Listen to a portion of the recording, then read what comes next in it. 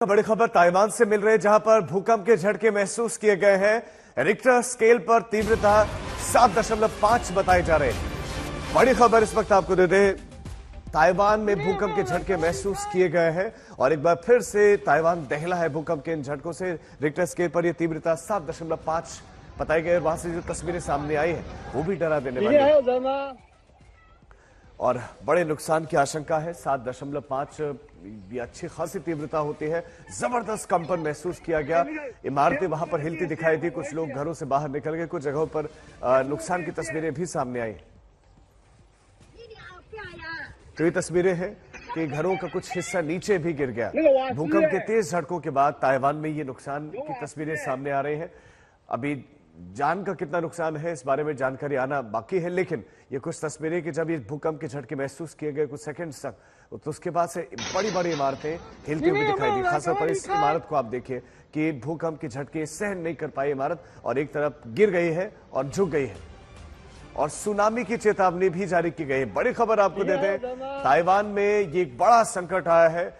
ये भूकंप के झटके महसूस किए गए हैं। 7.5 की तीव्रता के भूकंप के झटके महसूस किए गए, जिसमें तस्वीरों में तो नजर आ रहा है कि बड़ा नुकसान हुआ है। अब वहां पर जो सरकार है वो डेटा भी जारी करेगी कि कितना नुकसान हुआ है, लेकिन कुछ इमारतें वहां आधी गिरी हुई नजर आ रही है, कुछ के बड़े हिस्से टूटकर नीचे गिरे हुए दिखाई दिए। अब इमरजेंसी की चेतावनी जारी की गई है, लोगों को निकाला गया है इमारतों से, कई इमारतें खाली करवाई गई हैं। भूकंप के झटके कई इमारतें वहां सहन नहीं कर पाए हैं, जो कि गिर गई हैं, जो तस्वीरें वहां से सामने आई है। हमारे सहयोगी गौरव सावंत इस खबर पर ज्यादा जानकारी के साथ जुड़ गए। गौरव, कब ये झटके महसूस किए गए, कितना नुकसान हुआ है? तो दो भयंकर झटके भूकंप के आए हैं ताइवान में, एक के बाद एक। पहला जो झटका था वो 7.5 का था और जो दूसरा था वो उसके कुछ देर बाद 7.4 मैग्नीट्यूड का था आफ्टर शॉक, और उसके कुछ ही क्षणों बाद आया था। दोनों झटके एक के बाद एक आए थे और कई ऐसी रिपोर्ट्स आई है जो ये कह रही हैं कि दोनों ही झटकों के बाद बहुत जबरदस्त, जैसे पूरी भूमि डोलने लगी थी। वहां पर भूडोल इतना जोर का आया और कई वहां पर जो बड़ी बड़ी ऊंची इमारतें हैं।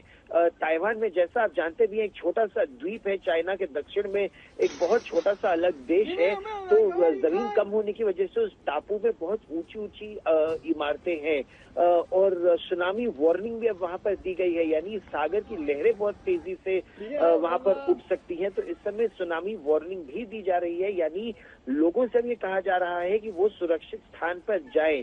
जो इसके साथ साथ मैं आपको ये भी बता दूं कि जो जापान का ओकिनावा का एयरपोर्ट है, वहां पर भी अभी अभी सुनामी अलर्ट आया है। वहां पर भी लोगों को सुरक्षित स्थान पर जाने के लिए कहा गया है।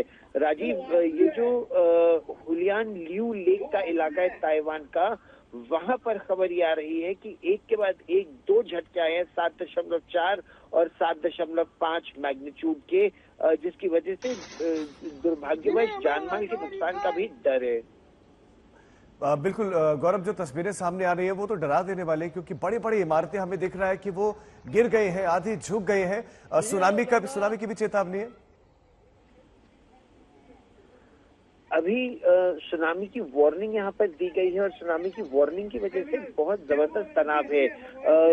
पिछले 2 वर्षों में चीन और ताइवान के बीच जब से सैन्य तनाव बढ़ा है, तो आज तक की टीम, मैं ताइवान से 2 साल पहले रिपोर्ट भी कर रहा था और उस समय भी अंदेशा था कि ताइवान में, वो जिस जगह पर ताइवान है, वहां पर भूकंप का अंदेशा रहता भी है और ऐसे में घरों के पास भूकंप से बचने का भी साधन वहां पर बनाए जाते हैं। लोग सुरक्षित स्थानों पर जाने का प्रयास करते हैं, लेकिन यहाँ पर इतनी जल्दी एक के बाद एक दो भूकंप आए, 7.5 और 7.4 तीव्रता के झटके आए कि, और ये रिक्टर स्केल पर बहुत ही सिवियर भूकंप माना जाता है।